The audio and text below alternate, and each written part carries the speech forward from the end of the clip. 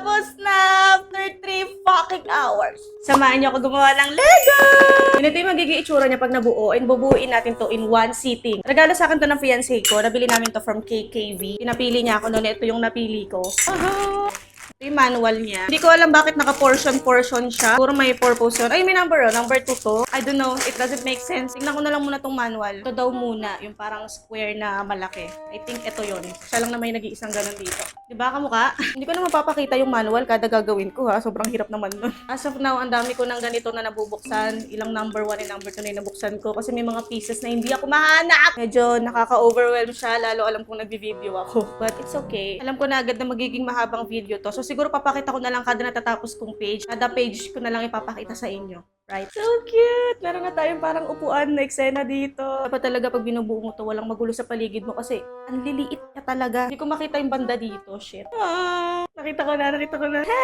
May upuan na siya. Ito na yung parang dining area, tapos may upuan na. Ito yung parang bar counter sa labas.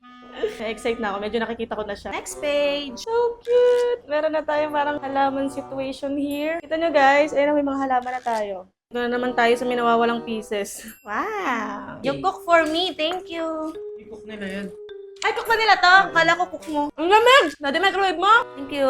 Nagawa na natin yung parang lamesa nung bar counter. Dito, parang nakaganyan siya. Wait na, mainit na siya. Pakainat, putangin! Tangina dyan ka muna. Wait, lala siya. Shit, mga haligi na tong next. Kain muna ako. Kung mahirap to eh. Sa haligi na tayo, guys. Ang cute. Cute ng bintana effect. Tapos may mga pot dito. Ayan na siya. Bitin natin to another bubong. Yan. Ito ko natutuwa pag kinakabit yung mga ganito. Nakakatakot ako masira ko yung buong Lego. We need to be maingat. Yan. Pa. Oh god, shit. No.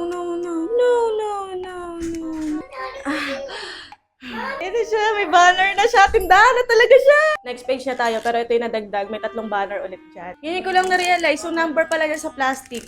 Yung 1, yun yung first floor. Yung mga may 2, yun yung mga gagamit natin sa second floor. Yun pala yun. Ito na naman tayo sa may hindi ako makita na pieces. Parang every 10 minutes nadadaan ka talaga sa ganitong face. Nakita ko na.